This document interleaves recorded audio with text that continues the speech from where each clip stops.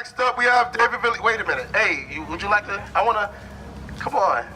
All right, I was trying to get an assistant over here so I can save my voice a little bit, but she doesn't want to do it. Next up, we have David Villies. David organizes with the Progressive Latino on immigration rights and organizes for environmental justice through the Sierra Club. He is the father of 2 awesome girls, a Bronx native. We welcome David to the stage. Hey everyone, thank you. Like he said, I am a community organizer and policy advocate for Progressive Latino. We're working on immigrant rights. I'm also coordinating a domestic violence program for them in Central Falls. I'm also an environmental justice organizer for Sierra Club, so thank you for having me. I'm glad to be here. I'm kind of also exhausted. So I'm gonna just share with you guys why I'm exhausted.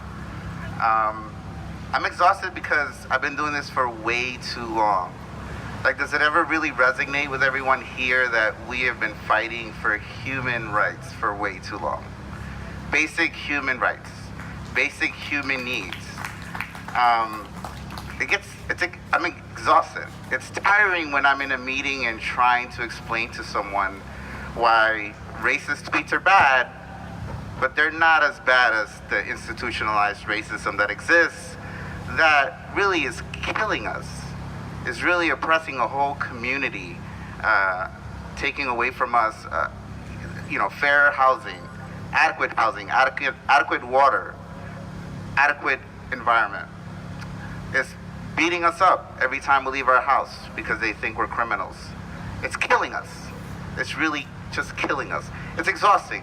One of the reasons why it's exhausting, which I try to really explain to even people who are my allies, is that I can't turn it off. I wish that I could sometimes, but when I leave work, I can't turn it off. I have no option. I don't have the privilege to. This is something that follows me around and follows everyone who is doing this work around. Immigration is something really personal for me.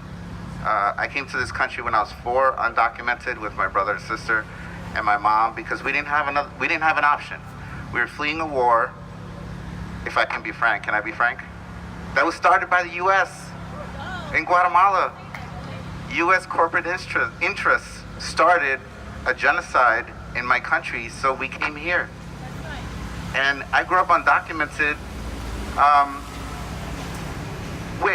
As a kid, I don't really know if I knew that I was undocumented, and the struggles that my mom really went through until I was older and was able to process what that oppression really was. But it's exhausting trying to convince people that I have a right to be here.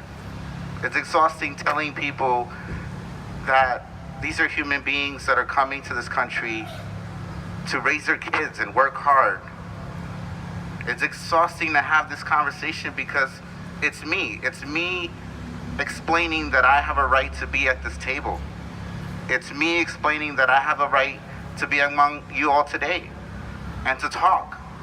I sometimes work with politicians, and that's needed, but sometimes I feel like in the meetings that I'm ranting. I'm sorry, I'm ranting. Can I rant? Yeah. Thank you. I haven't gone to therapy in 2 weeks, so I need to rant. Sometimes I feel like when I'm in these meetings with these organizations, I sometimes, I want to reach across the table. It's like, you don't get it. You don't get it. This is a life or death issue for a lot of us. I do have 2 daughters, and I worry about them all the time.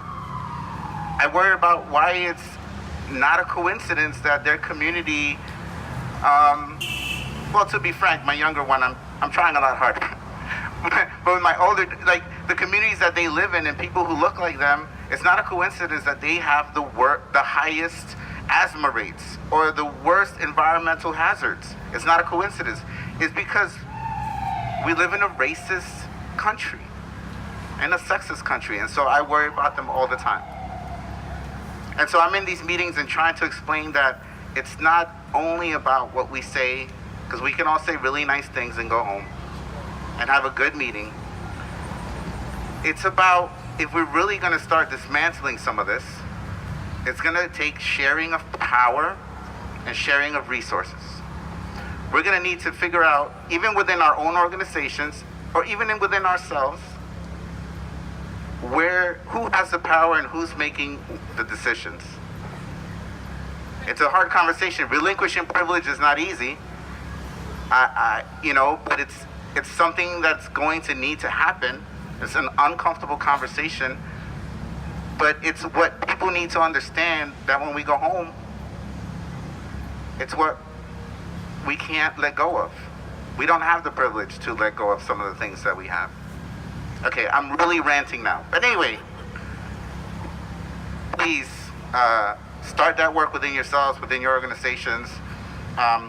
If you want to get involved politically, there are people all around this place doing great work. I go visit the Amor table and all of the people here. There are a couple of bills that we're working on for immigration that are really important, but are still very exhausting because they don't get it. I feel like the world doesn't get it. We're human beings. I'm David. Thank you very much.